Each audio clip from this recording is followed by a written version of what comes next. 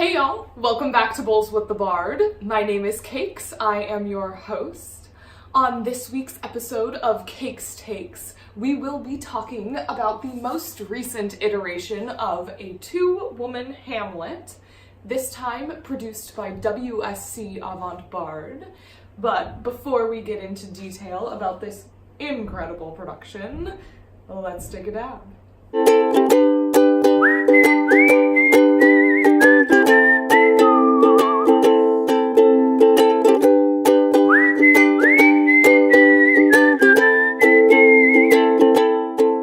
Alright y'all, A Two Woman Hamlet, directed by Sherman and starring Hannah Sweet and Nicola Collett.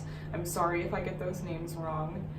So this is exactly what you think it is. It is an 85-minute production of Hamlet starring only two women. I'm gonna take a second to read the different characters that they both play because it is astounding. So, Hannah Sweet plays Francisco, Claudius, Cornelius, Polonius, Gertrude, Horatio, Ophelia, Rosencrantz, Guildenstern, the player, the Norwegian captain, the gravedigger, and Orsic.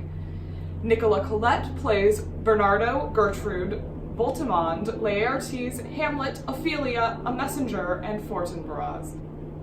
Yeah.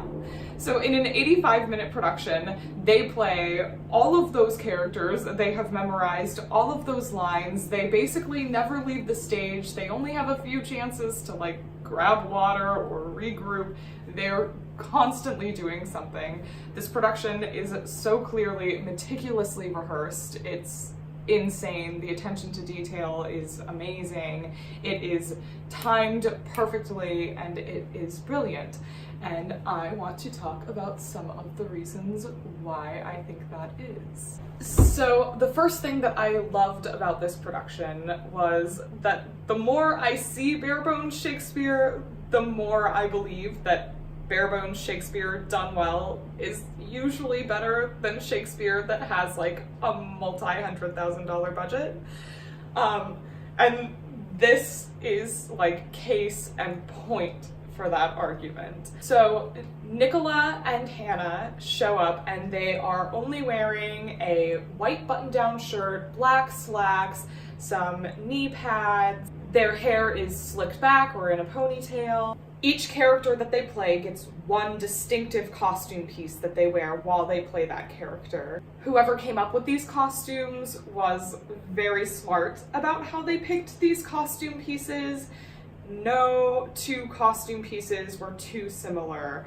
There was never a chance for the audience to mistake who somebody was playing. For example, the two women in the show each had a scarf that was used to identify them. But Gertrude's scarf was more of a shawl that would cover her full body, and it was a rainbowy pattern. And Ophelia's was more of a long, thin scarf that had this beautiful blue tone to it. There was no way you were going to mistake those two characters. Horatio wore glasses, Hamlet had a black vest. Every piece was distinct, and I would also argue that the actors did a great job of allowing that one piece to help characterize the rest of the character that they were playing. I think one of my biggest fears coming into this production was that I was going to get confused about who was playing who at what point. That tends to happen to me and pretty much everybody when you go to see Shakespeare that has a smaller cast than the script calls for. Doubling can be really confusing if costuming isn't very specific, and the specificity on this show was perfect. Another wonderful aspect of this show was how the costumes were handled, both when they were on the actor or when the actor was using them as a prop or within transitions. One of my favorite moments in the show came from a costume transition. Nicola and Hannah both played Ophelia and Gertrude. They wrote in the program that they did this so they could keep as much of the women's text as possible. And from them playing both of the women came this beautiful transition in Ophelia's mad scene. Hannah is singing and skipping around the space madly as Ophelia. She passes by Nicola as Gertrude, and as she passes by her, they choreograph this beautiful swap of the scarves, and suddenly Nicola is singing as Ophelia, and Hannah is observing as Gertrude, and I had goosebumps. It was awesome to watch the actors handle the costumes as if they were real people. Sometimes when both of them were being a certain character, but they were going to need to change into another character in the same scene, they would have to hold on to other costumes. And sometimes they'd have to switch back and forth from character to character. And one of the most amazing things to watch in this production was how, if that character was actually still on stage, they handled that piece of clothing with such care, as if that person was still standing there. They would speak to it, they would endow that piece of clothing using just their hand with a personality trait. It was incredible. The way that they would use the clothing to signify that death had just happened was both funny at times and heartbreaking at others. It made me so happy to watch basically the only technical element of this entire show have so much importance to so many different aspects of the storytelling.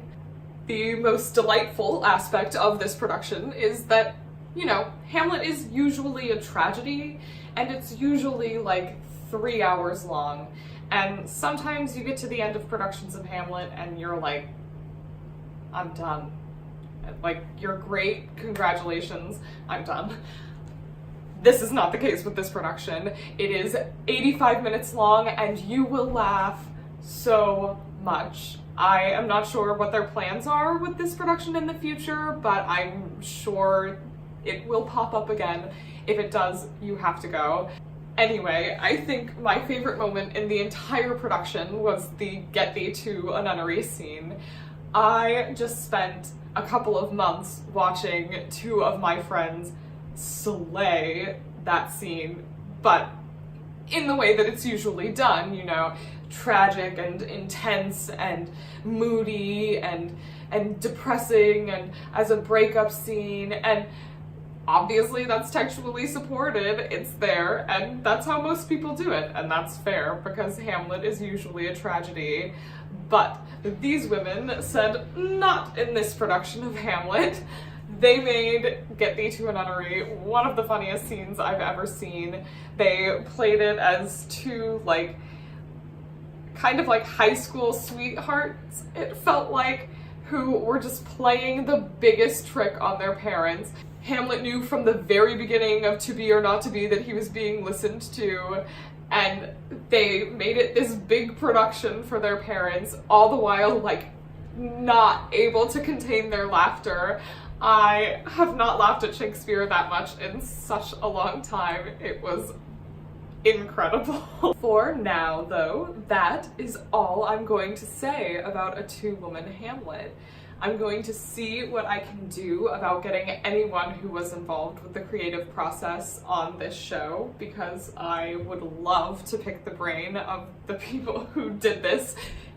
It's amazing. I hope this is not the last iteration of it, and if it is not, you must go get thee to A Two Woman Hamlet. If you enjoyed today's episode and you would like to see more content like it, please like us on Facebook at Bowls with the Bard, subscribe to us on YouTube and WeedTube at Bowls with the Bard, and follow us on Instagram at Stoned Shakespeare. I will see you guys next time. Bye. Lay me where sad true lover never find my grave to weep there.